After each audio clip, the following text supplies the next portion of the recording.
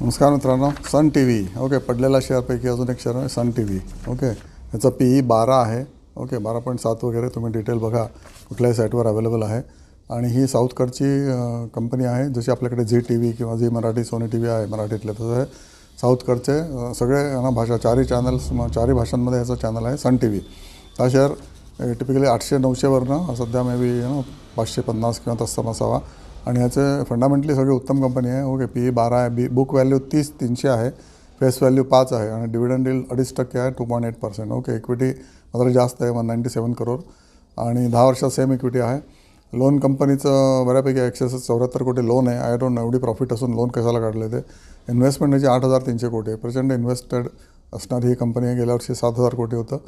Cash कंपनीच्या balance शीटमध्ये 427 कोटी आहे आणि जून एंडचा नेट प्रॉफिट आहे 529 कोटी.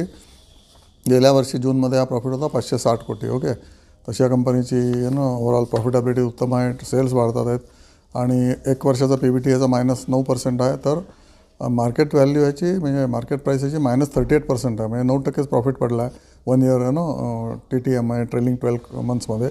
पण मार्केट प्राईस याची 38% म्हणजे जवळजवळ 40% पडलेली आहे. म्हणजे हा शेअर लोकांनी फेकून दिलेल्यासारखा आहे because of certain issues which we don't know. Market knows probably, I do not know that. But typically असे जे फेकून दिलेले शेअर्स असतात तेच आपल्याला चांगले परतावा देऊ शकतात. कारण एंट्री पॉईंट सगळ्यात महत्त्वाचा असतो. किती कंपनी चांगली असली आणि जर एंट्री पॉईंट चांगला नसला तुमचा, म्हणजे तुम्ही ज्या भावाला तो घेताय शेअर, ओके, भाव भगवानचे बरोबर आहे, पण भाव भगवानचे अप टू व्हॉट कॉस्ट. त्याच्यामुळे हा शेअर भाव भगवानच्यापर्यंत आलेला आहे. मे बी आत्ता तो 528, 530, 550 वगैरे असेल. तर तुम्ही वाट बघा, शेअरचा अभ्यास करा आणि त्याच्यानंतरच घ्या. ओके, FIIची 60% आहे याच्यामध्ये होल्डिंग, DIची 11% आहे आणि पब्लिकचे 60% आहे आणि 75% मारन ग्रुपचा शेअर आहे, तामिळनाडू मद्रासचा. ओके, आणि ऑब्व्हियसली याचे ॲसेट्स चांगले वाढलेले आहेत. 3,500 कोटीपासून 11,000 कोटी ॲसेट झालेले आहेत 10 वर्षामध्ये.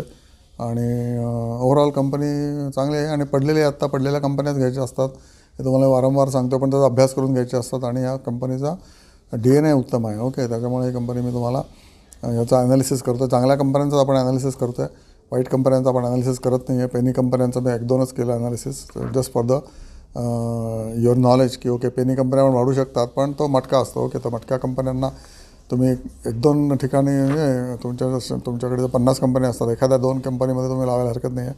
पण बाकी सगळ्या कंपन्या उत्तम DNA वाल्याच घ्यायला पाहिजेत आणि तो भाव पडलेला पाहिजे. आणि ऑब्व्हियसली PE त्याचा कंट्रोलमध्ये पाहिजे. याचा PE 12 आहे. ओके, आणि ऑपरेटिंग कॅश फ्लो उत्तम आहे आणि बुक व्हॅल्यू पण चांगली आहे.